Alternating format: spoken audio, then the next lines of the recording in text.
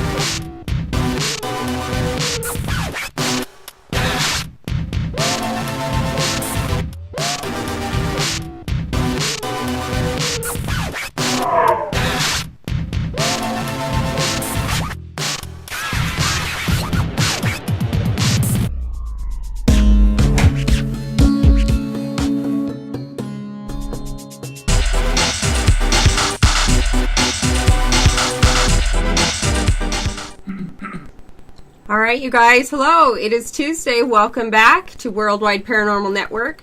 We are really excited for tonight. I've been waiting to get these guys on forever. But before we do that, I want to say thank you for sticking with us after last week's little thing. We had a little tech problem, so we didn't get to go and do our show last week. So sorry about that. And then Kathy's not with us tonight either. So hopefully she'll be back next week. But tonight we're going to just go solo, I guess. Kim, who do we have tonight? I don't know if you guys can pick me up from here, but man, these guys, they're just not the local group anymore. They have been around. How do you like that? They've been around. You guys have been around. Little whores. That's what they are. So, yeah, we've got Exploration Unknown. We have Brett and Tyler and Jen, and we have Sean with us. Say hi, guys. Hey. What's up? Thanks for being on, you guys. How was your evening? Thanks for having us. Great. Very Good. well, thank you. Not bad. Good. All right, so you guys have been doing investigating for how long each? I know Brett, because Brett's been with us for a while. Yeah. So that's been, what, 7 years? Yeah, about that. About that. And Tyler, how about you?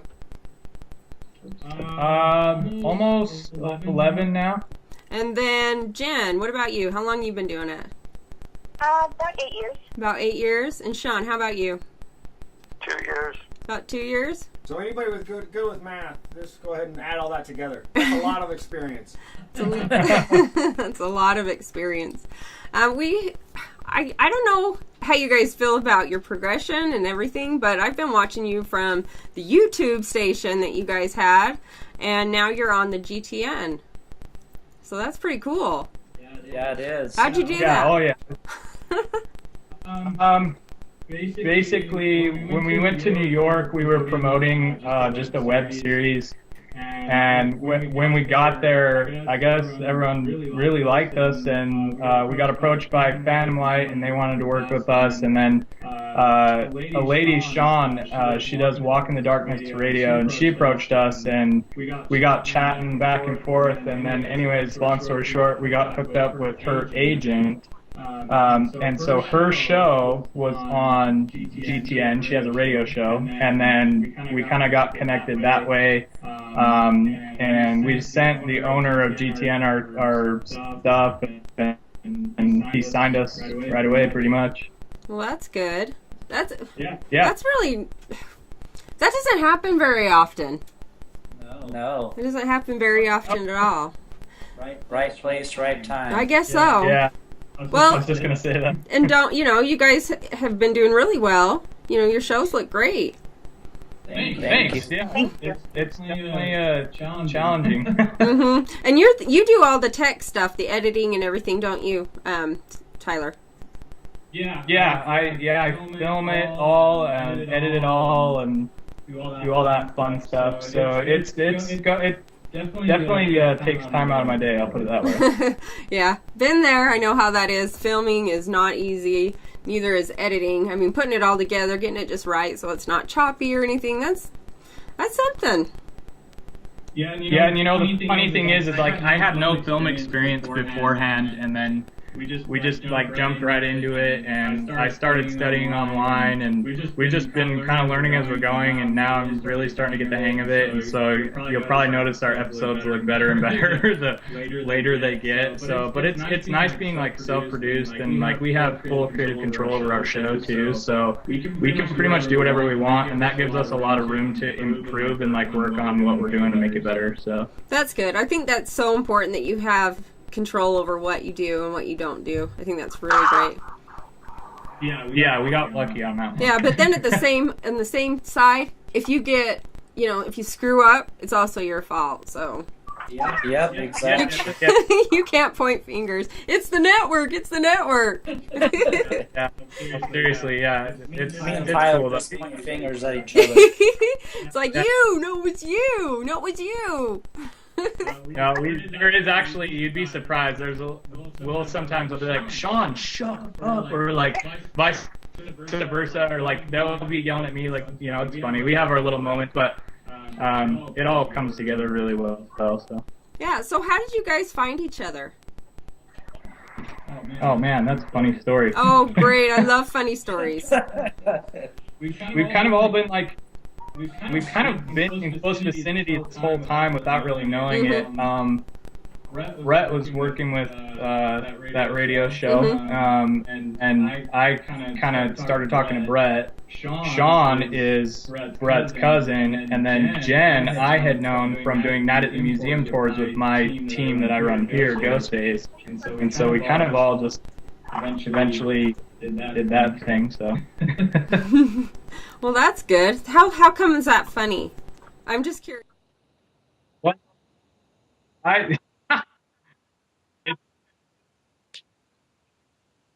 Oh yeah. Yeah.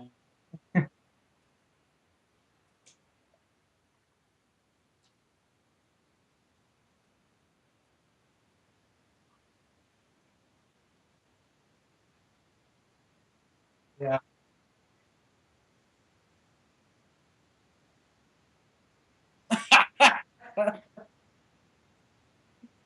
That is hilarious. Hey, it was funny to me. I came home and I was laughing. I was like, yes. Yeah,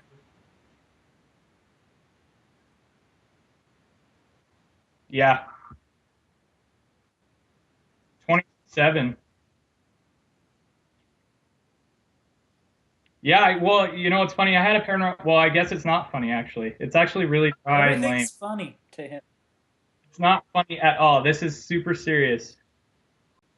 But I had an experience like at a really young age, and I think that's why I still am so obsessed with it, is because I took it to the next level when I was really young. That personal experience made me like drive into deeper knowledge. And the thing about me is like if I put my heart and soul into something, like nothing stops me. And that's how it was after that experience. I went to libraries, checking out books. I do as much research as I could while, I'm sure other people probably weren't going that extreme. I was, 10 years ago, and I didn't know what I was doing. I'm not gonna lie. I went to every building I could, abandoned, haunted, not haunted, anywhere that looked creepy, I would go, and it just became an obsession. And I didn't know any teams or anything like that. I would just kind of go on my own or with friends, as I'm sure most do when they first start. But that's really kind of how it started, and it just grew from there. And now here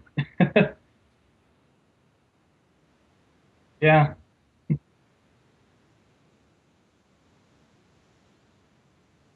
Into ghost hunting. What happened there? Um, Most of it started when I was probably about 14, when I first seen my great grandma in the house I was growing up in. But most of it just happened when my son passed away about 2 years ago. Is what made me get into it more. I confronted Brett about 2 years ago to be able to go on a hunt with him and his other team, and started talking to them about wanting to join their team and everything, and they talked me into actually making my own, and it went from there. And then I started talking to Brett and Tyler, and they brought me on XPU, and that's where it's been ever since. Huh. But you also have your own team as well, don't you? Yes. And what are they called? Northridge Paranormal Research Society. Well, that's good. I mean, you guys all kind of have little things going on behind the scenes as well as the show, don't you? Yeah. Yeah, I'm actually part of Tyler's team as well, Ghostface. Yeah, so Ghostface is Jen and Tyler, so that's good. What are your plans for your show? I mean, do you have anything in the works that you're planning on doing? Yeah, we do actually. We've got stuff. Right now we're already talking about season 2 and filming locations, which we're not going to say yet. But, oh, come on. Say it. That's a big surprise. Oh, fine. Yeah. Have to stay tuned and watch. Fine. We'll just watch then. But we're just very like we're really just happy where we're at. I mean, we get well supposedly I guess the network has scouts from like other networks, like major networks that watch and stuff like that. And so I mean if we get picked up, get picked up, but like we're great with where we're at, and we really like what we're doing, and it's nice like having the leisure of doing it at at your own pace. And I mean we do have to have an episode per week, so to speak, but we kind of get like more freedom I guess this way. So we're all pretty happy. I mean, as far as like plans, just keep progressing and making it better, and we've got some stuff we want to do on the show, but I don't think we really have necessarily like a huge plan. We're just gonna keep progressing and making better episodes as we go. I know that there's a lot that goes into the show, but initially you go into it because of a love of the paranormal, a desire to know, and I mean you want to find out. So you go out, you do it, you learn things, and you go from there. I'm going to start with Jen on this question, and I'm going to ask you, Jen, what is the biggest thing that you've learned since you started investigating?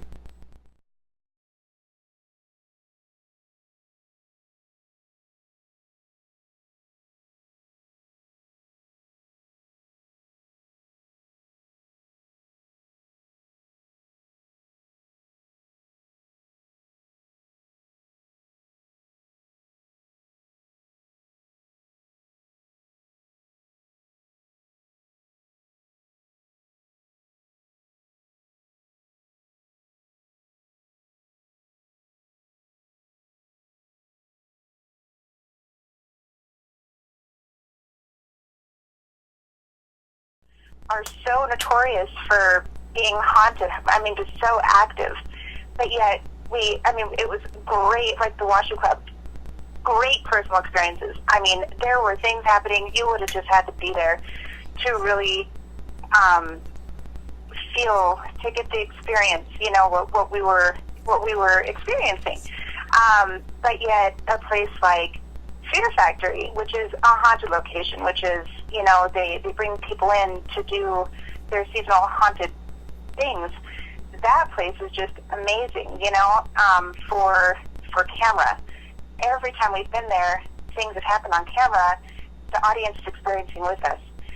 Washoe, yes, that was happening as well, but it was just amazing what was happening kind of behind the scenes, Mm-hmm. I just go in with a clear mind and a clear heart, and what happens, awesome. When in doubt, throw it out, and we've had to do that so many times. Mm-hmm. We really do go in for the investigation part of it, and really to find out some questions that haven't been answered, that we want answers to. Is there life beyond our physical realm? What happens after you die? Things like that. And hopefully someday we'll get the answers to it, but yeah. But at this point, you're just kind of where everybody else is. You get evidence, you see things, you have personal experiences, and sometimes you can't explain them, and sometimes you have your own beliefs, so... Right, and I think that's why the four of us work so well together, because we listen to each other, and we, some of us are what they consider the paranormal magnets, Mm-hmm. These things happen. The spirits are, for some reason, attracted to us, and maybe that's because we are interested in them. We're not just ghost hunting, we're not just out to, oh, hey, it exists, Yeah. We're really there to find out about them. Right. How about you, Brett? I mean, what is it that you have learned that's most, I guess, profound to you after all your years? Just that in this field, pretty much after every investigation, I find that my beliefs change about the afterlife. It's a continuous learning situation. Also, just learning that you have to, like Jen said, going into every investigation with an open mind. And yeah, that's pretty much what I've learned over the years. Good lesson, though. I mean, I agree with you on that, too, that you just never stop learning. There's something new every time. Yep. And the more you do it, the more crazy your beliefs get, yeah. I think. Yeah, different things happen in every investigation that just makes you go, huh. Yeah, for sure.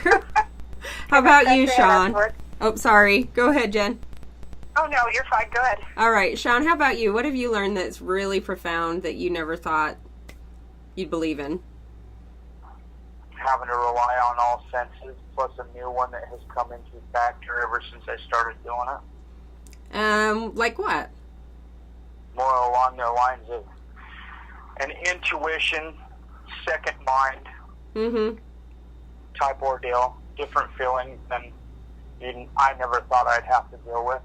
Right. I completely understand that, because when I first started, I was just, me, just going into it, relying on equipment and, taking what I get on the equipment and using that for any proof for me.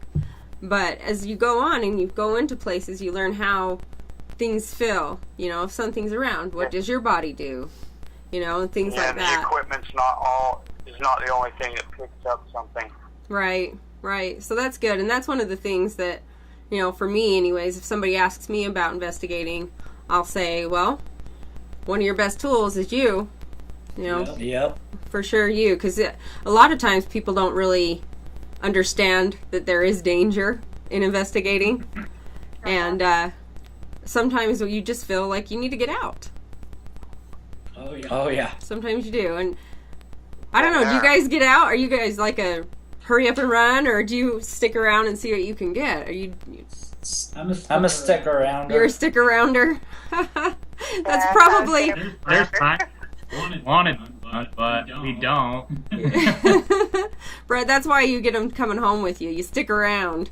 Yep, exactly. I'm not saying that's a bad thing. I'm just saying, there's things in the paranormal you have to beware of. Yeah. And I think if you show fear, it just makes things worse. it could, yeah, for sure. I mean, but do you have fear? Oh yeah, of course. Definitely. You just can't show it. You need to learn how to hide it in this field, I think, anyway. Do you think that they can feel what you're feeling, though? And just know it? I think they do. But I'm just the type that doesn't like to show it. You don't like to show a lot of things. You're really quiet. Brett's the mystery man. Yes. All right, Tyler, I'm going to ask you now. What have you found that you've learned that's really profound to you?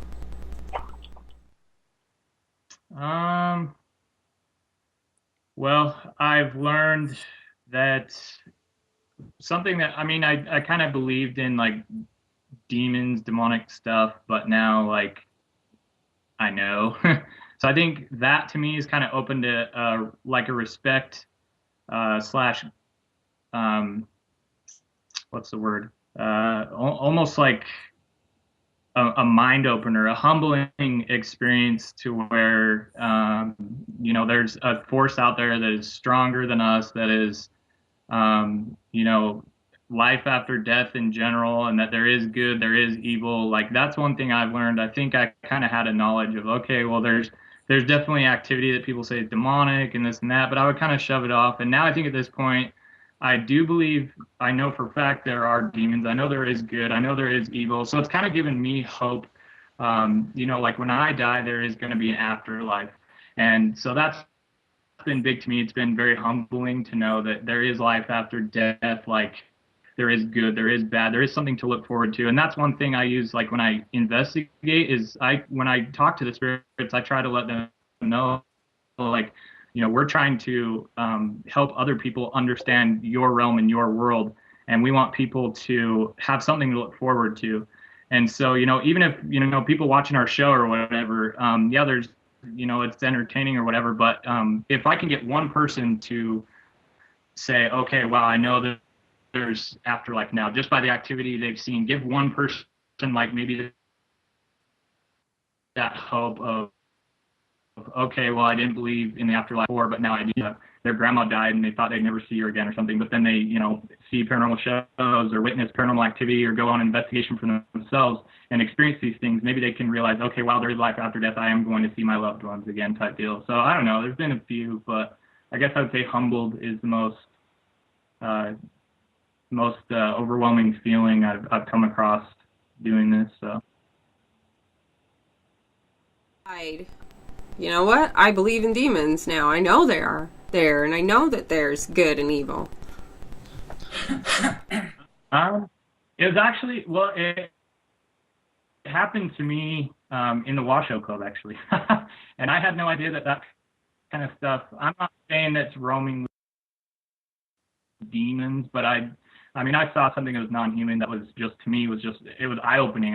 It just, and I'm not saying specifically that was a demon. There's been a few other cases that were a little more personal. Brett and I had an experience, and I'm not saying that was demonic as well, but I've had a few personal things that I would say definitely, help back up my theory behind it. But I've seen things that were, I saw things that were non-human that just, it was insane. Sean actually had an experience too, that was just, it had to do with Sean. I guess it was my experience, but it had to do with Sean, and that to me was just weird. Brett, you were there for that. I'm sure you probably know what I'm talking about. It was insane. Like, I'd heard about these creatures before, and then experiencing it myself was just insane.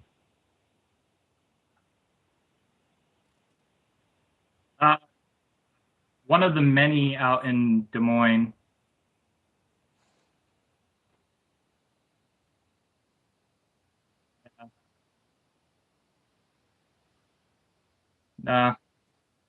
It happened. I know what happened.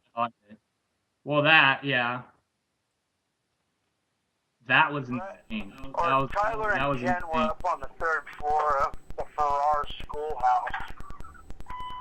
And I had left the building probably 10 minutes prior, and they seen me walk out of this room, turn around, look at them, turn back towards the door and go in the door, and there was another guy in there who started talking to what he thought was me and thought it was really disrespectful that I wasn't talking back to him. Huh. And then he turned around and I was gone. And Tyler come outside. Now, at the same time, Tyler and I were upstairs. We watched Tyler watched Sean walk in, and Tyler said, well, he's fine, let's just go downstairs. And I said, well, shouldn't we grab Sean and go downstairs all together? And Tyler says, no, he's fine, he's right in that room with the other guy.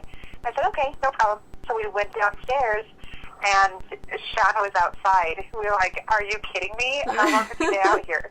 And he's been out there for, what, 5-10 minutes? About 10 minutes. Gee. I was like, yeah, he's been out here 10 minutes now. Wow. That was really kind of, I've never experienced anything like that before. You should have seen the look on their faces when I said 10 minutes. I bet. I can imagine. That's actually happened to me before, too. So I totally understand the confusion. It's like, no, liars, whatever. And the thing is, like, I'm not saying that was demonic at all. I mean, yeah, it was weird. I mean, the guy that was in there, it was during a public tour. It wasn't a private investigation, and I physically saw Sean with my own eyes walk into a room and heard him having a conversation with the gentleman who was in that room. And so when we went out and saw Sean, we were all like in shock. And so we went and found that guy and talked to him. And he's like, yeah, I was having a full-on conversation with him and he wasn't talking back to me. So I thought it was really rude. So, and I could hear like the guy talking to him. It was insane, but not necessarily just demonic is what I was saying is, the other side too, that there is good out there. And I think that I've experienced both. And, I think that has been humbling experiencing both, knowing that, I guess it's more of a personal thing for me, I guess. I don't think anyone's really going to understand it except myself. I can try and explain it to you all day, but it'll probably sound whack. Maybe. No, it's dry and lame. Oh, geez. So, Brett, what is the most scariest experience you've had during paranormal investigations? I would have to say probably a residential I did a few years back that appeared on my ghost stories. It was a residential case, and it was the first time I saw an actual full-body apparition with my own eyes. I mean, details to the size, the beard on his face, the type of hat he was wearing.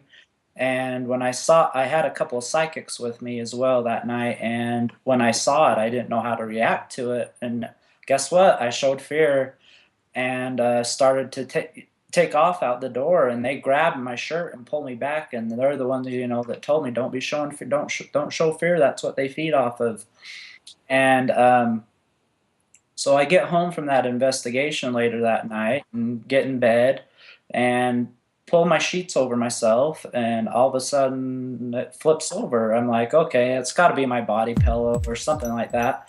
So I pull the blankets back over again, and lo and behold, they flip off again. I'm like, holy hell, what the hell's going on? But I still pulled them over again, but this last time it was totally different. It was like it came from the end of my bed and actually got under the sheets, and my sheets were doing a wave type of pattern. And that's when I got out of bed, just started praying. I said, you are not welcome here, you need to leave, did all the praying. That was probably the most eye-opening experience I've had so far in the field.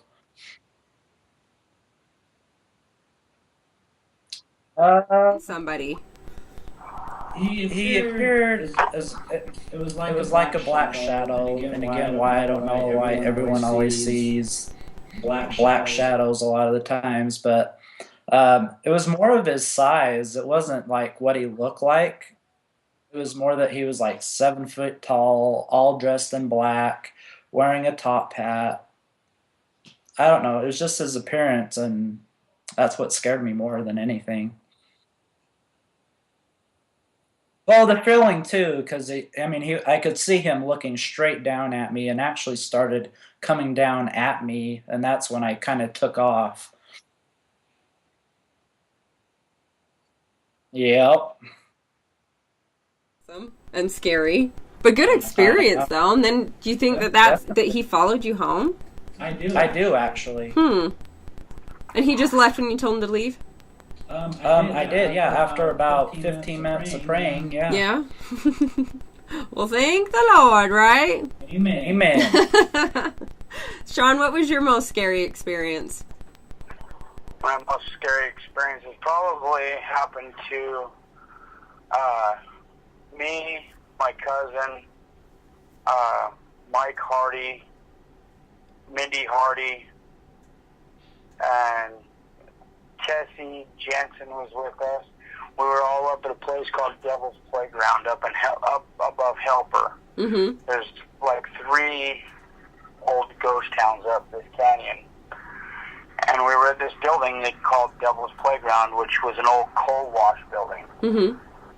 Well, I guess they had kids that started doing devil animal sacrifices there because they had an altar in their platform with blood on it and everything. Mm-hmm. I didn't really think nothing of it and everything until I walked in the building, and it felt like a ton of bricks fell on me. And we was in there for a little bit. We decided to leave, and we went to another spot. And then we came back, and it was dark. Finally, when we came back into this building, the whole entire atmosphere had changed. Isn't it weird how that happens? It's like, yeah. I don't know if it's our psyche or if it's just, darkness brings out the scary things. Yeah, but we had a couple little things of equipment going. Things were going off left and right. Had the EMF detector in there. We had a couple of EM pumps going and everything to kind of help bring stuff out. And so we were asking it to come out and show itself. And then finally I watched my 18-year-old cousin Dallas. That kid doesn't have a mean bone in his body. All of a sudden I watched him just kind of he slammed back into the wall, and I watched him just slide down the wall to his butt. And I says, "Are you okay?" And no response. And I looked down at him. I've actually got a picture of him to where his eyes are just mean. And he didn't remember anything for about 20, 25 minutes maybe. So did he just sit there looking at you all mean, or? Yeah, he was just sitting there staring at me. I had to pick him up and carry him up out of the building. Oh, geez. And I threw him on the grass outside the building. And our friend out there had a bunch of sage and holy water and just kind of went to work on him there. And I decided I was going to go back in and confront it. And I had gotten mad. Right. And Tessie asked me if I was okay. She says, my whole demeanor changed. Because you were angry, or do you think that it was affecting you? I don't know if it was affecting me or not, but my demeanor changed. She says I was swearing every other word. Calling it names. Forcing it to come out. And trying to show itself, and everything went away after that, at that point. And then I walked back outside, and Dallas had finally come to. He didn't remember nothing. He asked me what had happened. And everybody came out and told him what had happened, and he didn't remember any of it. Wow. That's crazy. That's crazy. And that was That's one building I have much respect for. I don't want to go in there unless I have to. You don't ever feel curious about going back and finding out what it was? I've been back already once, and I stepped foot in the building, and I didn't feel anything at that point. And Tessie had told me after I had left the building, it seemed like darkness came back in. But she said she noticed that every time I would walk in and out, it would leave. Huh. So you walk in and it would leave, or it went out Yeah. with you? It would leave as soon as I went in the room. Haha, it's scared. You got it running scared. But yeah, I've been up there once before, and we might end up going again. Good. Well, you'll have to let me know what happens. Well, you'll probably see what happens. Well, who knows? How about you, Jen? What was your scariest? Oh gosh, I'm sitting here listening to Sean and Brad, and I'm trying to pick one. You know, there has been so many things over the past few months that I could name, several over the past years. So I'll just kind of tell you a couple, very short. So it started when I was a young child. I would see a little girl standing in my foyer area of my home, and she always asked me where her mommy was. And each night I would say, I don't know. And, well, no, I wouldn't talk. I would just go back to my room. Uh-huh. So I told my mother, and, you know, she's a big believer. And, I mean, I was a little girl. I don't even remember how old I was. Early teens, maybe at least like 10, I don't know. So one night, she was in the foyer, and she says, where's my mom? And I walked into the room. And when I came out, when I opened the door, she was right in the doorway. Mm-hmm. And, I mean, I can still picture her and hear her voice. My mom said, just tell her you don't know where her mom is, and maybe she'll leave you alone. Mm-hmm. So I had that thought in my head. And I'm standing here at the middle of the night, door open, spirit in front of me. Mm-hmm. And she says, where is my mom? And she's so sad. And now, looking back, it's like, oh my gosh, why didn't I help her? But, you know, you're young. Scared. Right. So I just said, I don't know, and ran through her. Mm-hmm. I've never seen her again. Aw. So I don't know. Maybe the I don't know word. But I, you know, out of my mother's house, she lives right next to a cemetery, and I don't know, maybe just scared singer, you know, I don't know. But I've seen an apparition of an old miner, or man, not miner. He was wearing period clothes, just looking at me through her basement window, and that scared the jeepers out of me because I'm all alone in the scary basement, you know. So I went out. This is before I was investigating, and but in the recent, you know, what we've been doing, there was an experience at the Washoe Pub which I have not spoke of until this moment, and it's very funny. Is it funny? We're doing what's that? Is it funny, or coincidental funny? It's funny. Okay, woo, yeah. I think it's funny. So we're just walking through, setting up, you know, getting our layout and figuring out what we're going to do. So we're up on the third floor, and you know, it's heavy up there. It's really heavy, and I'm already feeling uncomfortable. And Tyler walks down the stairs first. Brett is next, and I'm last. And I kid you not, there were 3 distinct boots on the stairs right behind me, and guess where I went? Where? Right up Brett's bum. I mean, I could not get through him, and he's like, oh, no, you're not going to go. Oh, He didn't want to geez. be behind me, of course. It was just funny, and Tyler's in front of us going, guys, come on, chill out. Like, Chill no, out. You did not hear what I just heard. That's funny. It was quite comical. And then, you know, there's the Fear Factory that just one of the last investigations that we were at, we were just having some fun. And, I mean, literally, sitting down, there's a train going by, and you can distinctly hear the train. But when it literally sounds like the train derails and it hits the entire building, every chain is rattling, it's just all-encompassing, banging all around. That's scared me. I mean, it was, I stayed. I wanted to figure out what the heck it was. But I mean, it sounded like the train was derailing and hitting the building. Oh, geez. And I have no explanation. Huh. That's Yeah. interesting. You know, I've always wondered what it'd be like to live by a cemetery. Now I know. You'd have things peeking in your window, saying hi, asking you heck, for their you know, mom. Yeah, her house is just unreal. There's visitors all the time, and you're down in the basement, middle of the day.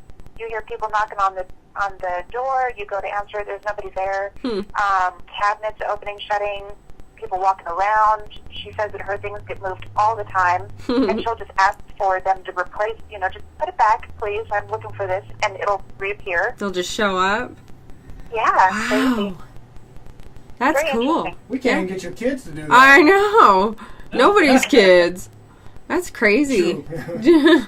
That's crazy. Yeah, I was going to say, so did you do any research on the little girl, like in the area? But now, I mean, really? Nah, that's not going to be a good question. Cause Yeah, no, I didn't, and I've always thought about her, and now that I'm doing this, I regret not helping her now. And maybe that's one thing that just absolutely keeps me going is I can help, you know? well, have you ever thought about just hitting the books and looking for somebody?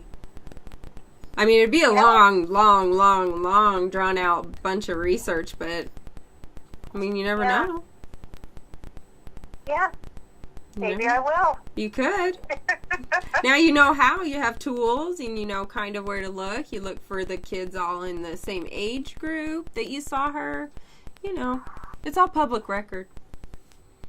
Yeah. So it's good. Do we have Yeah. Tyler here still? Yeah, Okay. just listening. Okay, I thought I heard the Skype hang up. I was going to say, wait a second. Who did we lose? I got tired of listening to me. Yeah, who did we lose? Everybody hangs up. Okay, goodbye. So when are you guys going to go out and film your next episode? Very, very soon. Very, very soon. As in next weekend? No? Probably not. We've got a lot. Like, we've been traveling a lot, and so third this week we're actually in town for a while. So we're probably gonna just chill for a week or two, and then get out and film the next episode. So just kind of breathe a little bit. Well, that's good. Do you guys still go and do residentials and stuff, or, I mean, with your other teams? Yeah, it's funny you say that. We just found out we're getting one. Well, at least with my team, they secured it on their own, which is cool. And that should be taking place pretty soon. Yeah, we've had a few bites. It's just been like really difficult in between filming and traveling and stuff. We've been like so busy. It's like I'm grateful for it, but we just haven't really had the time. But yeah, we all discussed that probably like 2 weeks ago, how we want to get out and do some residentials here soon. Does your team go out without you? I mean, I know that's kind of like, yeah, but I'm sure you have clients and people that are, you know, constantly talking to you and needing help and stuff. Do you have like a second, or, I mean, how does that work?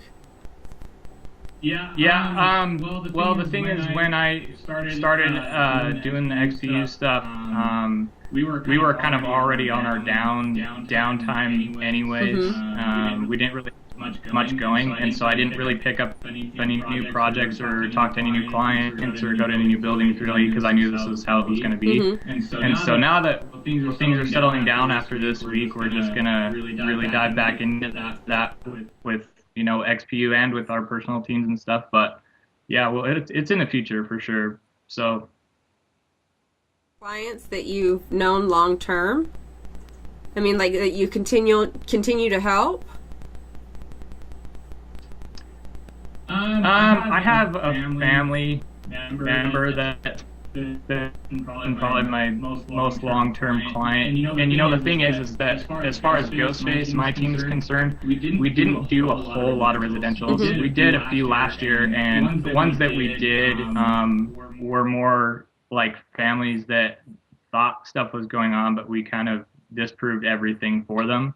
And so, I mean, it wasn't really much follow-up needed with those. So I don't really have any that that need anything at the moment, except one close family member I have. That's about it. But and that's kind of an ongoing thing. So.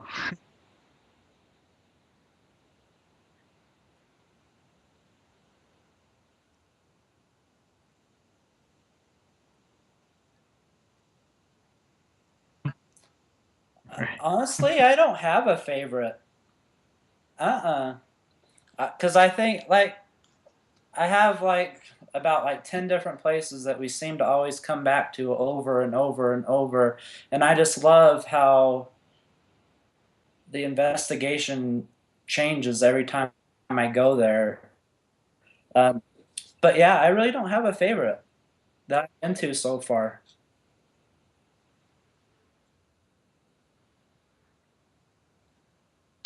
I've got a couple. I would say I have places that I've loved and that would be like my favorite, but it's kind of like when you leave home and you come back home, nothing beats home. You know what I mean? Like there's places like here in Utah, like Asylum's actually one of them. I cannot get enough of that building. I could go there for the rest of my life and be okay with that. I love the Fear Factory, but I would say probably the place that's impacted me the most. It'd be a tie between Fort William Henry and the Washoe Club, probably. Huh. That's cool. Well, at least you have places close to home, like you said.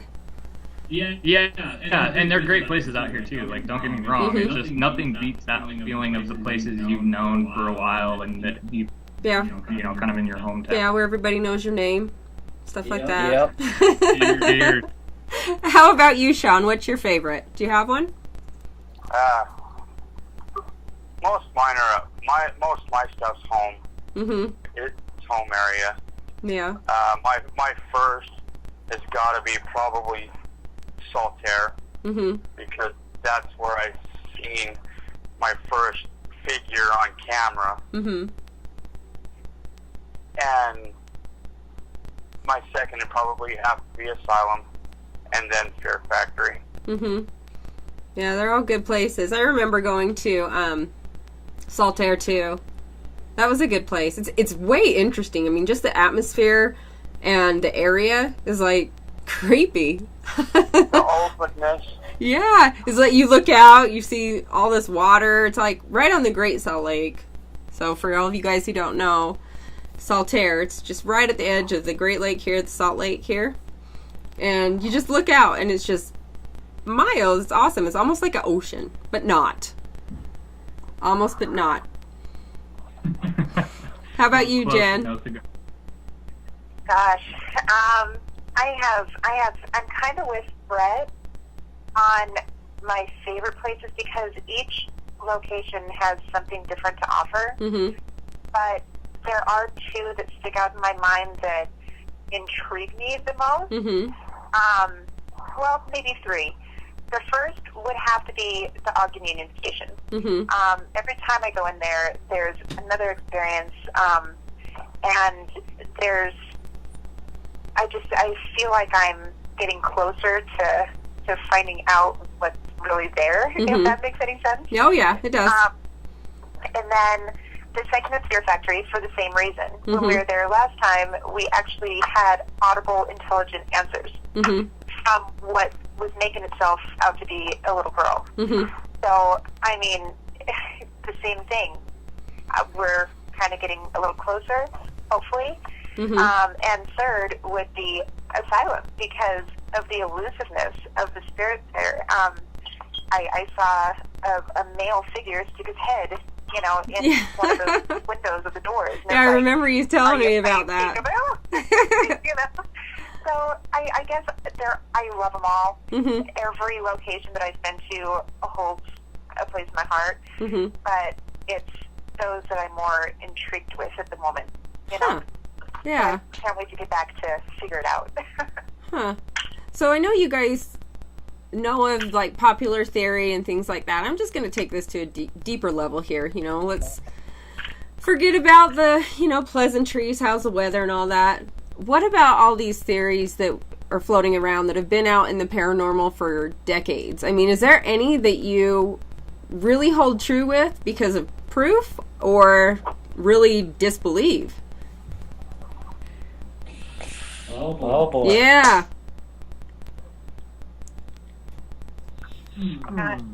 Oh, Huh. well, I don't know. That's a good one. Yeah. Anybody? Very good question. I would say, are you just referring to more techniques or straight beliefs or theories in terms? Well, I don't know about you guys, but I mean, you guys know that I'm in asylum all the time. And Yeah. Brett, you've spent a significant amount of time there too. Oh yeah. Oh yeah. And I know that through just being there and seeing things, and sometimes even by accident, you kind of find stuff that it just doesn't jive with popular theory. There's a few of those things, and there's some that are, hold very true to the, theory that has been out there for decades and decades. So I was just wondering, is there anything that you've come across that has made you go, so this is the way it's theorized. I happen to know that's not true entirely. Is there anything like that you guys have come across? Okay. There's nothing I can think of that really comes to mind. I'm sure there's plenty, but I always tell myself, like, God, everyone thinks this, but that's really not my belief. But, now that you ask the question, I can't think of anything. Yeah, you have to be talking about it sometimes, huh? Yeah. No, I can't think of anything. You can't think of anything? Okay. Well, I'll ask you guys later, and we'll find out. Maybe down the road, we'll see how things have progressed in that area. Because I know, like I said, that I've seen some things that just don't even work at all. Or, partially work, so that means it can't work, right? Right? Well, okay, then we ask you that question. You want to know? Yeah. Yeah. Okay. I don't know if I've told Brett this or not, but okay, here it goes. So, a couple years ago, we had this hallway of Jacob's ladders, and there was like 9 of them, right? So that hallway, it was running all this electricity. It's just those little things like you see in the, like those mad scientist labs that go bzz, bzz, bzz. And it was on Ghost Adventures too, but these were big. They were like huge. How tall are they, Kim? 9 feet? No, they're about 7.5. 7.5 feet, okay? So there's about 9 of them in this area. Okay, so theory is that spirits use and are energy, right? However, that whole hall was completely void of any spirit activity. Completely void. Nothing. Actually, it took about a month Yeah. before anything even returned. About a month before anything even came back. So, in theory, if they use energy, they should have been real people walking around there. full body apparitions all the time. Oh, yeah. Yeah, they were on 4 to 6 hours a night for 6 days a week almost, because there was a test day, and they put out a ton of EMF. Just a massive amount for the amount of energy that they put out. And Well, maybe it was too much. Well, exactly. But that's not what the That's theory not the says. theory, though. So Zach? The theory doesn't say that. The theory says that's what they need. Yeah, it's energy. And that's why I was saying there should have been full body apparitions walking around. Just as solid as you and I. So now Yep. is the theory. A standard person like we couldn't even put somebody in the hallway for very long because it'd give them a massive headache. Oh, yeah. So, one of the things that we talk about is that as in life as is in death, maybe that is an adverse effect that no one has thought of because it doesn't fit the mold. It doesn't fit the mold. Nope. Well, maybe one of the answers. Obviously, we're all trying to find answers. But what if there's too much energy? What if it hurts them too? The same way we have sensitivity to EMF here. What if that was too much? You know what I mean? Yep, and it could have been. I don't know this year. That's a great theory. I don't know. Yeah, well, we're doing a lot more experiments. We're doing the advanced research and development stuff right now. Yeah, Nice. doing the quantum stuff and getting into frequencies and vibrations and all that stuff like that. So, All Ghost Lab on it. it's deeper than Ghost Lab. Deeper than Ghost Lab. We had to live it every night instead of every 4 hours. Yeah.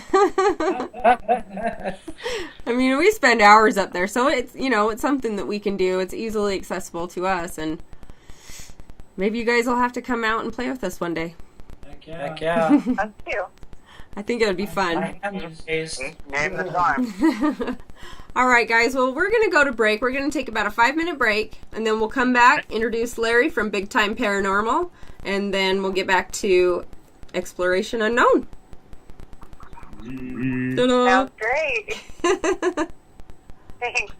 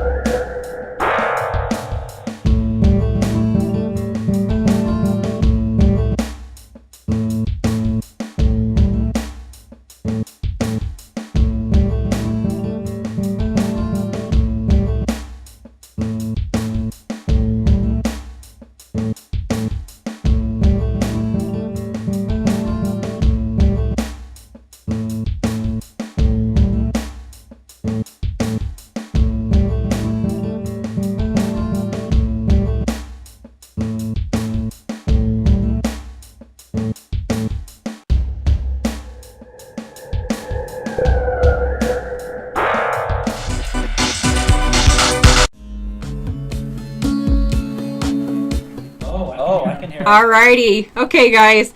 Hope you guys went to the bathroom, got drinks, whatever it is that you had to do on the break.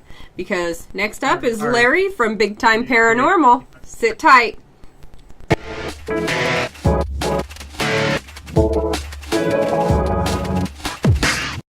Welcome to Big Time Paranormal. My name is Larry Gonzalez, and I'm very grateful that you're here.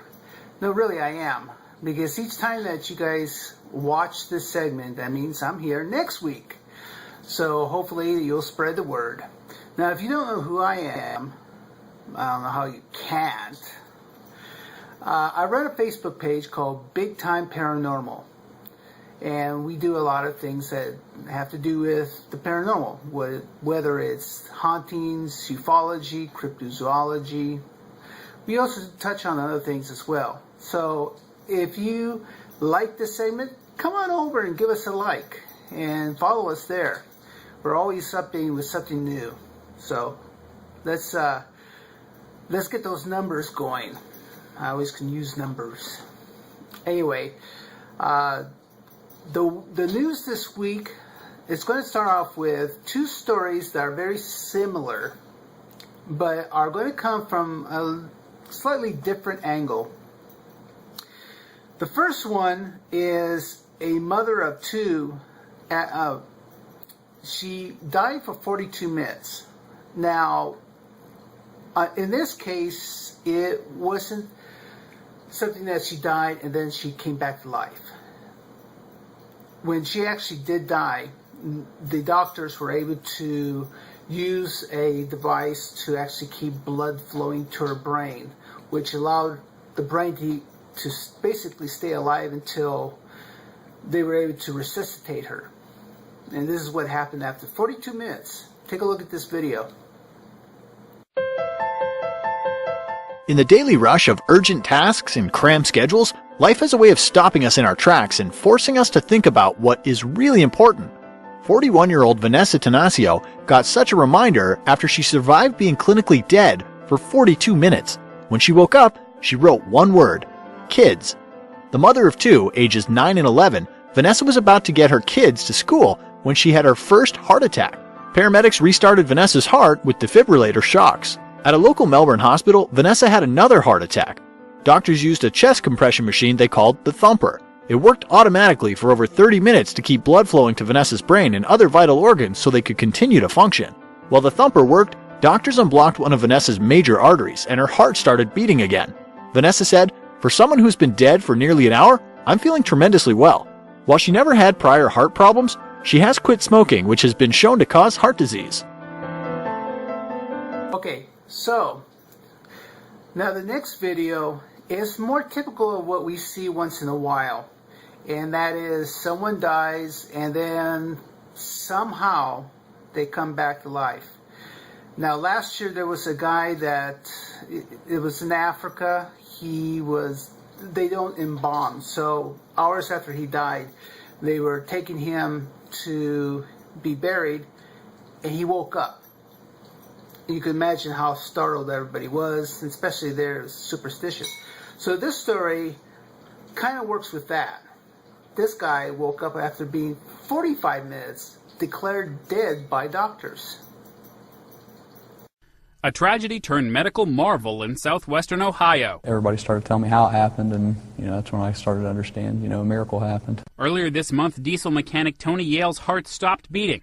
He was declared dead in the hospital. Nurses were preparing him to be seen by his family. His son Lawrence was with him. I pointed at him and I said, "Dad, you're not going to die today." And I stood there for about a few more seconds, and I was about to walk back to, comfort the family. Then something amazing. 45 minutes after it stopped, Tony had signs of a heartbeat. 5 days later, the 37-year-old was fully awake, leaving doctors fully confused. They don't know how it could have happened, and Yale's family doesn't really care. They're just glad Dad is back. Noel Waghorn, The Associated Press. Yeah, these stories are really strange. You run across them once in a while. I remember it was a few years ago, there was a story about there was a morgue in the hospital, and the technician was working in the morgue when he heard a banging coming from or the morgue, the refrigerator. And when he actually opened up the door, he was startled because the guy came back to life, and he was actually declared dead. And they suspected something about the cold air had somehow resuscitated him. They weren't quite sure. But you hear stories like this all the time. And it's really strange, being that today's modern times we have all these medical miracles of technology, and we still find people that come back to life after, well, 42 minutes, 45 minutes, day or two, whatever it is. The next story is this guy dug up this odd-looking thing. Now, I saw the photograph of it, and he says it's an alien head. I don't know. I've seen shriveled up fruit that looks more alien than what he found, but he says it's an alien head. So let's take a look at that video. A bizarre discovery is baffling residents of Croatia. Workers recently dug up what resembles an alien head out of a graveyard in northern Croatia during an excavation. The strange head is said to be soft and have a swirl or twisted appearance. Also found during the construction digging was another body part thought to be a heart. A worker who was present during the unearthing stated, "The really strange thing, though, was the smell. Most things that come out of the ground don't smell too good. But this smelled very sweet, like aftershave or perfume." According to nearby residents, the head is derived from a material which is similar to soft rubber or silicone. It was found approximately 3 feet under the ground surface. The pleasant-scented alien head was handed over to local authorities. The mayor is now responsible for the head, which is being kept at the town hall. The mayor seems to agree with the general consensus, claiming the head definitely bears a striking resemblance to an alien.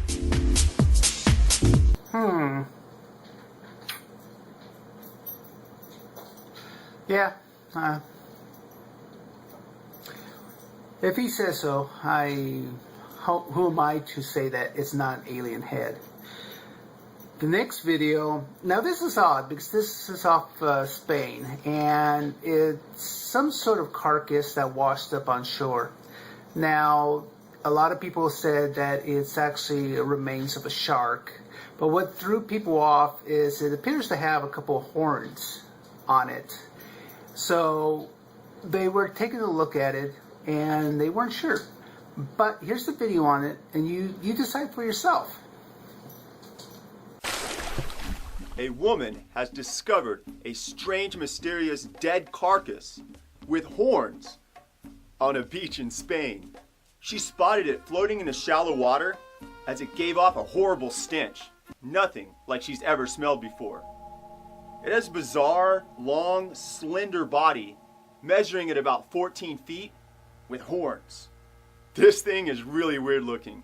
Spanish marine biologist Paco Toledano examined the creature's remains and was puzzled, as he was quoted saying, "We've certainly never seen anything like this around here before."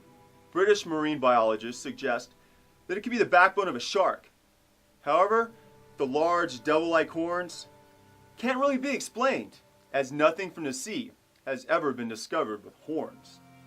Tests are currently being conducted while people are speculating all kinds of things, like it could be a real Loch Ness monster, or a water dinosaur, a sea dragon, or some more logical choices, like a new species of shark or an oarfish. One thing is for certain, the ocean is a big place, full of strange creatures and lots of mysteries that we may never fully understand. Okay, so again, I was reading an article just before I started filming this segment that somebody claimed that it is a carcass of a shark, but it doesn't explain the horns that you see on one end of it. Again, very odd, but it does fall under the cryptozoology section of what we do here. Now the next one is UFO. Now I've been reading stuff like this for the past few weeks. Over in India, on the border of China, they have been picking up UFOs up in the air. Now, India was accusing China of using spy planes to spy on India. And China flat out said, no, it's not us. We're not spying on you. It's not our planes. It's not our stuff. So apparently it happened again just a few days ago. And this was reported by the Indian Army. And actually somebody caught this on video. So let's play the video. You decide for yourself. Clarity, dude. Hey. 3.2 megapixels. What the fuck? Take a video. Oh my god.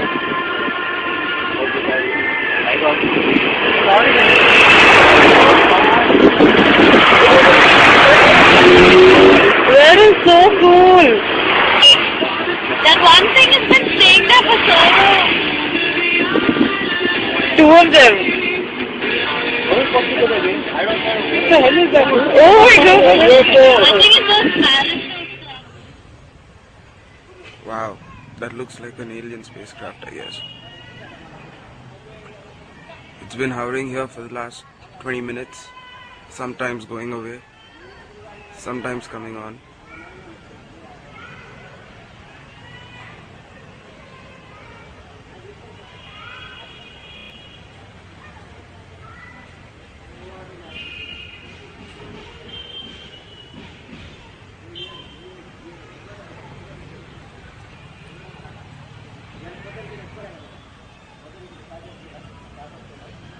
So the reports have been hitting the headlines in India and elsewhere concerning claims of more than 100 individual sightings of strange objects in the skies over the line of actual control with China. So let's just take China at their word that they're not spying on India. That's not their stuff. Well, India wouldn't be saying it's China if it was their own stuff. So whose stuff is it? I guess time will tell. Maybe. Anyway, that's the news for this week. Now what we're going to do is we're going to take a look at something I consider a special report. And a lot of you may know about NDEs, near-death experience. Now, near-death experience, if you're not familiar with it, is when something traumatic happens to an individual. They basically die. Their heart stops and so on. They come out of their body. They go to a white light. They cross over and they see family, friends. And then it's not their time, so they come back and they're a completely different person. And I'm not talking about, they're just weird. They're just no longer afraid of death, and they see life much richer. So we're going to take a look at it from basically 3 different angles. The first one is a more scientific view of what a near-death experience could be. Let's take a look at that video. There are probably few experiences you could have that would confuse your brain more than almost dying.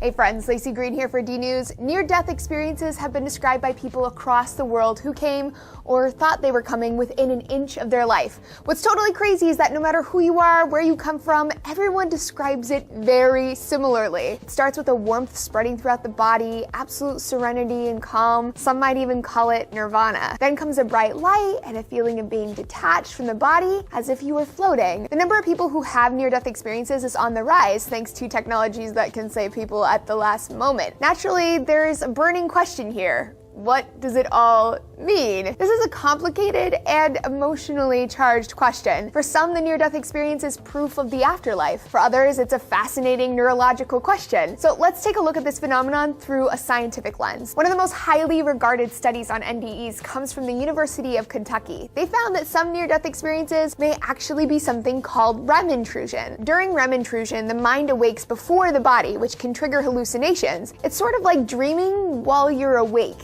kind of. I covered this phenomenon in my video about sleep paralysis, so if you're interested, you should definitely check that out because it's some freaky stuff. Because REM intrusion happens in the brainstem, it's possible for this to occur even when higher functioning parts of the brain have already gone dead. Building on this research, trauma to the brain can result in a sensory mix-up. As your brain struggles to stay alive, all of that chaos results in an information overload in the visual cortex. This is known to produce visions of a bright light or a dark tunnel. The brain also releases a flood of happy endorphins, which puts you in a profound state of peace and calm. And because your brain's responsible for orienting your body relative to everything around you, trauma and oxygen deprivation can cause a sort of out-of-body experience. This has been observed in lots of people who aren't having a near-death experience as well. Lastly, a new study has been published by the Proceedings of the National Academy of Sciences on NDEs. The study was done on rats and found that after cardiac arrest, there's this crazy spike in neural activity. The lead author says that, if anything, the brain is much more active during the dying process than even the waking state. So essentially, the neurons go into overdrive as death sets in, causing the brain to go haywire in a predictable way. Cue warmth, bright light, floating, etc. We perceive this experience with profound intensity as our brain takes a sort of last hurrah before death. So I can't decide if this is beautiful or terrifying or depressing or what. So you should let me know your thoughts about near-death experiences down below or on our Facebook page, and I'll see you next time here on D News. Okay.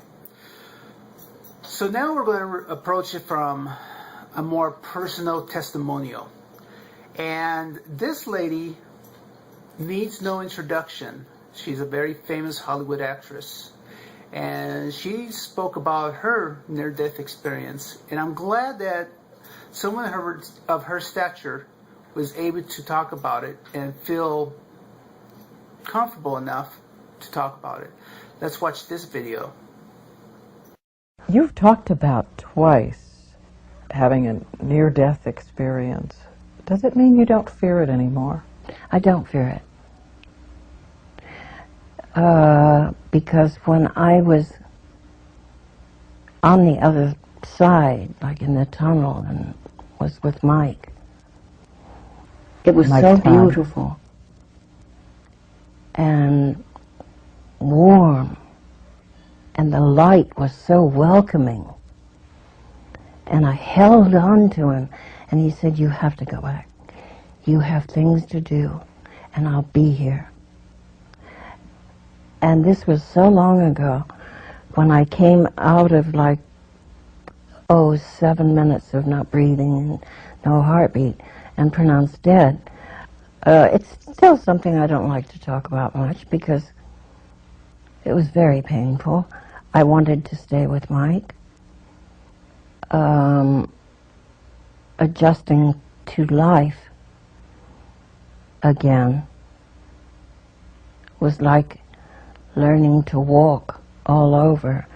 But then I started appreciating sounds, colors, music. And I thought, my God, I've taken all this for granted. And it's so incredibly beautiful. And it made me cry. And I thought, thank you, God. Okay, so you can't get more famous than Elizabeth Taylor. Elizabeth Taylor is the real deal as far as I'm concerned, as far as, a celebrity, movie star. I mean, she was as big as they got. And, I admire her movies and stuff like that. Her personal life was, let's face it, was a mess. But she was still a Hollywood legend. Now, the next video is someone who is actually a scientist who had a near-death experience. And he was not much of a religious man before. So let's take a look at this video. That stunning new book by the prominent doctor who not only claims he's been to heaven, but says he can prove it. Eben Alexander almost died 4 years ago when an infection attacked his brain. Now he's revealing his experience in his book, Proof of Heaven. And Nightline anchor Terry Moran has his story. Eben Alexander is a healthy 58-year-old Harvard-trained neurosurgeon, a man of science, an expert on the brain, and he's got something extraordinary to tell you. Did you go to heaven? Yes. 4 years ago, Alexander nearly died from a massive brain infection that plunged him into a coma and shut down nearly his entire mind. He was barely alive in this world, but he says he journeyed elsewhere. I was rescued by this beautiful spinning white light that had a melody, indescribably beautiful melody, that opened up into a bright valley. Very verdant valley, blossoming flowers. And he says God was there as a vast presence of infinite love. He met a young woman, he says, his guide, as they soared on a butterfly wing, and she gave him a message from heaven. You are loved. You are cherished. There's nothing you have to fear. There's nothing you can do wrong. A lot of people are going to say, Doctor, it was a hallucination. I know this was not a hallucination, not a dream, not what we call a confabulation. I know that it really occurred, and I know it occurred outside of my brain. As a neurosurgeon and a skeptic about God before his coma, Alexander says there is no scientific explanation for what he experienced, given how sick his brain was, how near death. Other scientists dismiss his claims, but there's this. After he recovered, he was sent a picture of a long-dead sister he had never met or seen. It was her, the girl he believes he saw on the butterfly wing in heaven. It was the most profound experience I've ever had in this life. For Good Morning America, Terry Moran, ABC News, Lynchburg. So there you have it. Near-death experience. 3 different perspectives. One from a scientific, one from a personal experience, and one from basically both. So that's the special report. Now I want to address something that Cammie said last week. Cammie said that she thought this is going to my head, and this show's not going to my head. I'm the same person I was 6 weeks ago. What do you need? An autograph. Oh, of course.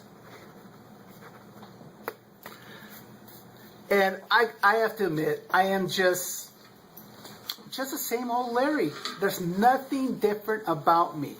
So, those are for me. Thank you. Anyway, I want everyone to remember, today is your day. Go out and make it happen. I told you, if you're going to bring me flowers, bring roses. Man, the public. Welcome to Big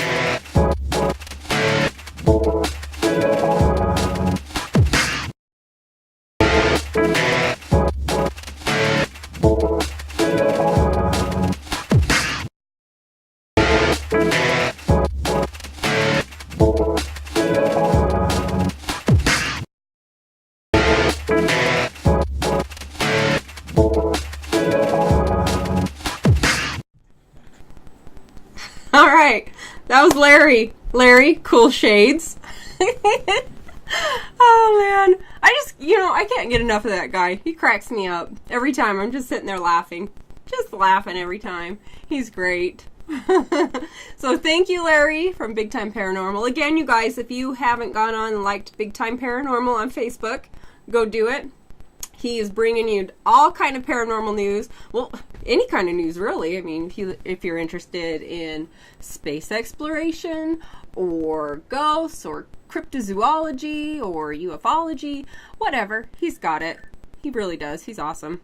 Anyways, thanks, Larry, for sticking with us. And, man, he's a great guy, huh, Kim? Unbelievable, Larry. Awesome job. And if you need to be tuning in. If you can't wait every Thursday to get a piece of Larry, you need to be checking him out at Big Time Paranormal. Everyone wants a piece of Larry. Maybe you'll get more roses. And your head will get even bigger and bigger. I had to widen the screen, Larry. Yeah, we try. We accommodate even big heads, Anyways, moving right along. We are back. Hopefully you guys enjoyed Larry. We always do. And we're back with Exploration Unknown. Hi, guys. Welcome back. Hey. So we lost somebody. We did. We lost Sean. So thank you, Sean, for being on with us. We had to get some stuff going this morning. Get up way early. Yeah, getting up early. Good luck to you. Everybody, good thoughts to Sean tomorrow. Yeah, good thoughts. Round of applause. Do we need more? So we get an applause going? That sounded bad. Weak. It was like, John, it was like you a have one clap. friend. It's okay. We're all here. Anyways, so we're gonna just get back to talking. I mean, we tried to delve into some deeper stuff. I mean, I always try to with guests because, like I was saying, we found some things and we're working on things, and I like to talk to other people in the paranormal and find out what they are doing so that we can kind of collaborate and just, swap notes and stuff. So I think that, we've had people on from different areas that have like really haunted locations like Pennhurst and Ohio State Reformatory. And you guys need to go down and do that place. oh man, both of them. Oh my God, those are good places. Ooh, yeah. So I know you need to do the Ohio State Reformatory. That is my suggestion. And Pennhurst and Ohio State Reformatory.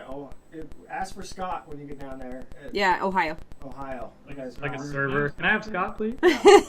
He's there. I mean, this place is just awesome, and I would love to see what you guys find there. Yeah, we'd love to get out there. That'd be fun. Yeah. It's way cool. It's way cool. So, since you're not going to tell us where you're going next for season 2, let's talk about where you'd like to go for season 2. Wait, go around that. There's tons of places. Where we would like to go. Some of them might be on that list, but I would say out of the ones we're not going to, you suck. Okay, continue. I would say I got interested in Preston Castle. Mm-hmm. That one looked pretty cool. I don't want to say it and then like have us end up going there, but I'll just spit it out. Waverly Hills would be sick. Yeah. That'd be way cool. I don't know. There's quite a few. There's a lot I don't want to say. But you will. I will next year. Yeah. All right. My interviewing skills need to be sharpened, apparently. You almost had him, girl. I know. Whew, that was a close one. You almost broke him. That's okay. That's not what I'm aiming for here. Not right this second. Anyway. But yeah, so... Oh, actually, I did think of one. Myrtle's Plantation. I would love to go there. Yeah, that would be really, really cool. That's a good one. There's so many places out there, though, that are just... I mean, paranormal is huge right now. People are so fascinated by it, and then it's so easily done. I mean, anybody can go out and investigate. I mean, what do you guys think makes a real, true blue, great investigator? I'm going to start with you, Brett. I think a couple of... You have to be a good listener, number one, and not be someone who likes to talk all the time. Just my opinion. Just someone who can take direction along with giving some direction as well. And just always being open-minded to learn more about how other people investigate and learning about what techniques they find that works for them, and also giving advice on techniques that you already do and teaching it to other people as well. I have a lot of people that come in that are less than open-minded, and it's really hard to work with those kind of people, and then even to take them on locations, especially for residential. I mean, those are just so sensitive. You have to be really, really careful with those. Oh yeah. So, good points. How about you, Tyler? What do you think makes a great investigator? Well, like you said, everybody, like, ghost hunting is a big thing right now, and there are a lot of ghost hunters, but there's not a lot of paranormal investigators. And what I mean by that is half these people that they claim that they're paranormal investigators, but if they did any sort of actual real investigating, they would learn that their evidence they're posting is naturally explained away. So while there's a lot of ghost hunters, I still think that we're lacking a lot of real paranormal investigators. And I think, we've all jumped the gun before and assumed and whatnot, but I think actually researching what you capture, and once you cannot explain what you captured, then you can classify it as possibly paranormal. But I see too many teams nowadays that just posting this and posting that and orbs and this and that, and I'm not going to get into it because I don't want to upset anyone, but I would say my advice is to really, learn that there are a lot of natural causes for things that you would think are paranormal. But in my opinion, it makes paranormal even that much more interesting when you do capture something and you can't explain it. That, to me, is a greater feeling than just assuming everything is paranormal. But yeah, I think teams or people, and if they want to get started in this field, they need to take the proper steps. You can't just jump into it, because you could be putting yourself at risk. If you jump into residentials, you could be potentially misleading a client. They may, you may say, oh yeah, your house is haunted, when it's really not. And so now the client's worried. There's just so many things that factor into it. I think it needs to be a little more time taken and done, or prolonged, I should say, before you should just jump out and be like, yeah, we're ready to do residentials, and this is our evidence, and this is this, and this is that. Just taking more time to research what paranormal means to you and what your beliefs are, and just, I would say that's about it. Is just really taking the time to actually investigate paranormal. How about you, Jen? What do you think makes an investigator a great investigator? I truly think that the guys just hit almost every point. I actually go into each investigation. I don't like to know the history. Mm-hmm. And I know that sounds odd, but I really don't. I don't like to go in thinking, oh, there's, reports of a little girl here, or there's reports of somebody being murdered here. I love finding out facts after the investigation, because that allows me to go in with an open mind, mm-hmm. and no preconceived notions about the location that I'm at. And I think that's huge with being a true investigator. Mm-hmm. Like I said, there's a ton of paranormal, of ghost hunters out there. But if you really take the time and just put your everything, let everything else go, everything personal, everything that is going on in your life, you have to set that aside. Mm-hmm. You have to focus 100% of your being on that investigation. Mm-hmm. And if something is even iffy, figure it out. Spend 15 minutes. Say, just stop. Let's figure this out. Let's mm-hmm. replay this. Let's reenact this.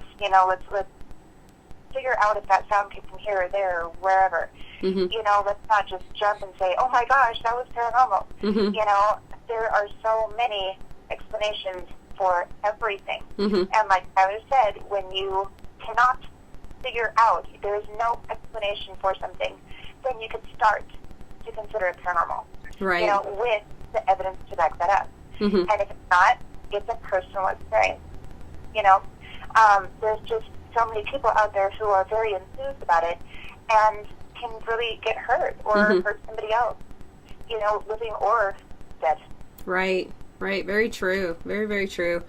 So, yeah, I mean, I know that, just talking about trying to find out if there's any explanation that's not paranormal for evidence, and I know, it's not as easy when it's not your location, where you have limited time, and right. you can't spend a ton of time trying to, debunk whatever it is that you caught. I know we've spent hours trying to figure out things before, and it can get, you get kind of crazy. I remember one picture we got out at Asylum that looked like a spirit in a bowler hat, and we just called him like the bowler hat guy forever, and it was like, we can't really put this out there, but it's cool. He was like a bowler hat guy with wings. He was awesome. Oh my. Do you remember that, Brett? Yeah. That guy was crazy. It was funny. I don't know. We never No, we didn't put that out. Yeah, no, because it was like, it actually just got really funny. So it was like, oh. So with all the stuff, I mean, you guys talked about one of your sponsors being Phantom Light, Mhm. and I know you guys have worked on a couple other ones. What is some of the? There is so much equipment out there now. What is one of your guys' favorite pieces that you guys are using now, and why? What's so cool about what you got going on? We use the spirit box a lot. We The get a spirit lot of, box? Yeah, but we don't really use that as, it's just kind of, I don't know, what am I trying to say? It's a helper, maybe. Helps point you in the right direction. Line of questioning, is that what? Yeah. Yeah. Yeah, even though we don't hold, too much validity to it because there is contamination that comes through it, Mhm. Well, what kind of stuff happens that makes you go, okay, and how do you know that it's something paranormal that's coming through? Or what's like a telltale I will sign? pass that one to Tyler. Okay, Tyler, how about you? Experience last weekend with that. Well, with the spirit box, it's a fine line. We'll use stuff if we're getting intelligent responses, but you'll get words as it sweeps through wavelengths. You'll get all sorts of words because it's sweeping on radio frequency, and what's on the radio? Voices. So, we take intelligent responses that may be something, portraying to the question we asked or something like that, and then we can go along the lines of, okay, cool, that could have been paranormal. But we have had spirit box sessions where we'll get 3 or 4 questions answered intelligently in a row, and that to me holds a stronger case than getting like a one-word response. But at least on my end, to me, I have a lot of favorite equipment. I'll go through different, I don't know, just kind of, it's like a flavor of the week type deal, but I would say my favorite thing to do is actually just unique experiments. While I love the equipment, I really like setting up unique experiments and asking unique EVP questions. Those would be probably my 2 favorite. And then as far as like the best tool to use, I would say is actually your senses. The only downside to using your 5 senses is that you can't prove that to anybody else. No one can take your personal experience and make it their own. So I would say, yeah, for yourself, the best tool you can use is yourself. But trying to prove paranormal activity, you've got to use equipment or no one's going to believe you. So Believe you. Because I know all about personal experiences. I believe you. I do. Cool. How about you, Brett? What is your favorite? A lot. I'd have to say the spirit box, and then my senses as well. But again, you can't prove personal experiences. And as far as the spirit box goes, I look for it to be relevant to me. I have to get consistently the same sounding voice, and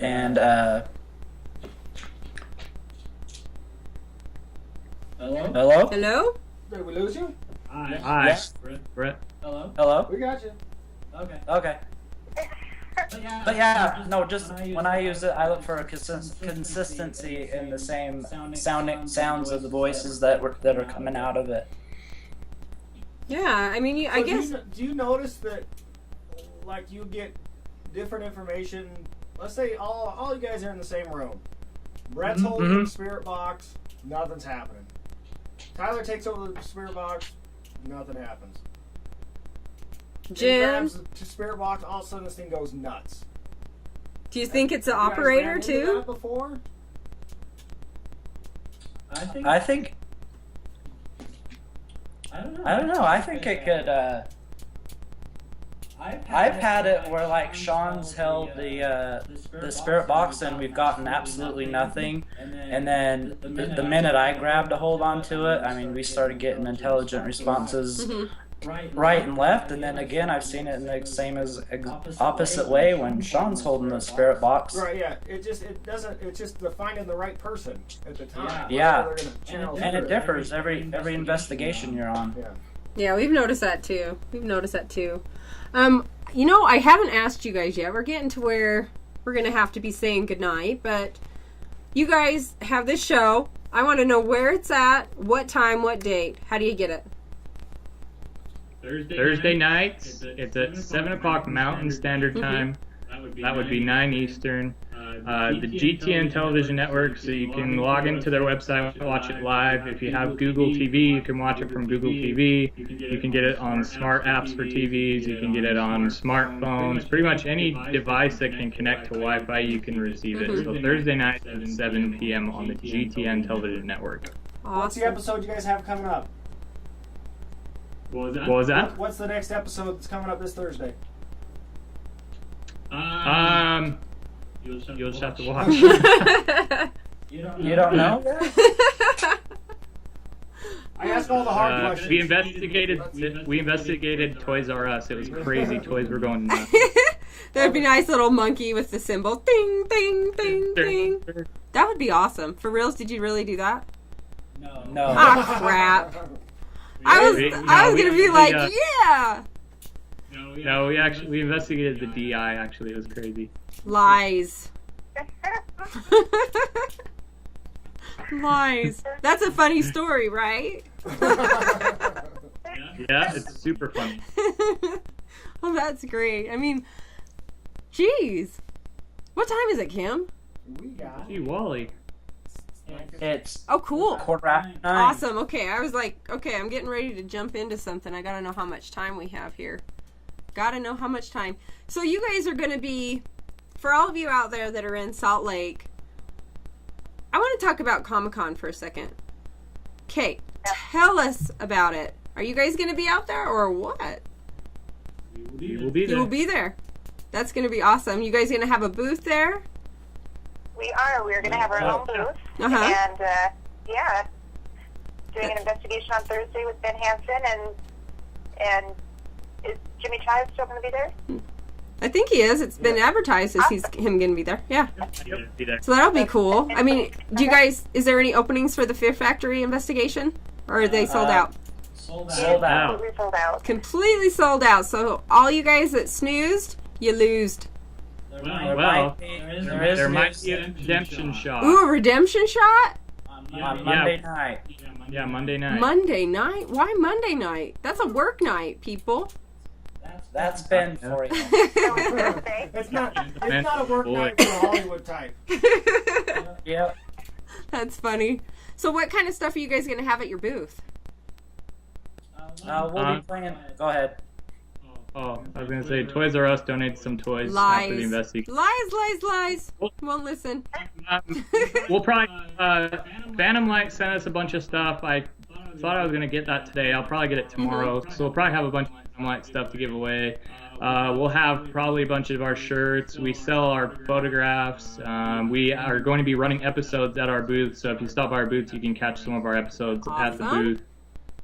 I make little voodoo dolls. I was thinking about possibly bringing them, but I don't know for sure yet. I don't want to crowd our booth with my ugly little dolls. Do you seriously make voodoo dolls? Mm-hmm. Okay. They're I need a fairy voodoo doll just out of the goodness of your heart. What do you think? A fairy? Yeah. A fairy. That kind of defeats the purpose of voodoo doll, but okay. It's a cute little voodoo doll. It's things fairy queens like. Just saying. I could probably, pull something together for you. I don't know. We'll see how it goes. I don't have any fairy supplies, but I guess I could. Fairy supplies. Sean has get that rolling. Yeah. Sean has them. Hey, no fairies not here. Well, that'll be cool. I'll be there too. So you guys have to come over to my booth. So WWPN's going to be out there, and we're going to kind of do a split Asylum 49 WWPN thing. So it'll be fun. Oh, awesome. We'll be in the paranormal booth. We have this Utah paranormal community thing going on. So it'll be interesting. A lot of people there. Tons. Yeah. You guys will have to come and stop in and hang out. For sure. So sure. Speaking about paranormal unity, I know that you guys, everybody has their share of the ups and the downs and everything like that with the paranormal unity stuff. What would you guys say would be the best move that the paranormal community could make to unify, I guess? I can honestly say nothing, because nothing's going to change. Like, people are just people, and they'll do what they want to do, and, it just comes with the work, and you just got to accept it. And, I would say I wish that people would take more self-responsibility for their own actions and maybe kind of just buck up and be like, hey, let's, what have you guys been up to? Let's, do something sometime. But, in all reality, I think everyone bickers because everyone wants the next show. And it's just, I really think that there's so many people wanting the next show or the next this or the next that, and they're trying to make something more than what it is. And then they'll turn around and say, oh, but we only do it to help people. And then you'll see them posting stuff like, we're trying to do this, we're trying to do that, which is fine. It's great and all, but everyone like lets it, make this happen. And it sucks. Like there's a lot of people I wish we could work with that it just probably won't happen in this field just because, like I said, everyone just it's like they want to bicker. I don't know. I don't understand. We just try to.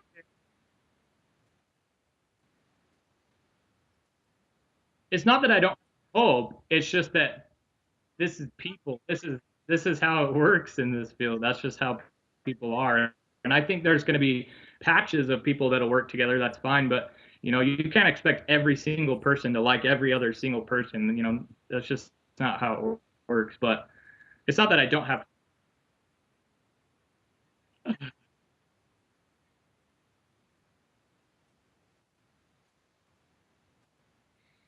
Not really.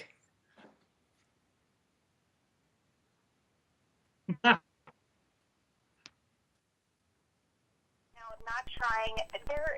There is no reason for competition in this field. We are all, if you are truly a paranormal investigator, we're all out for the same thing. We have the same goals. We have the same visions, hopes, dreams for this field. And if we can just come together and actually start acting as a team, it's not just Exploration Unknown or these other teams that are out here. We're all a team.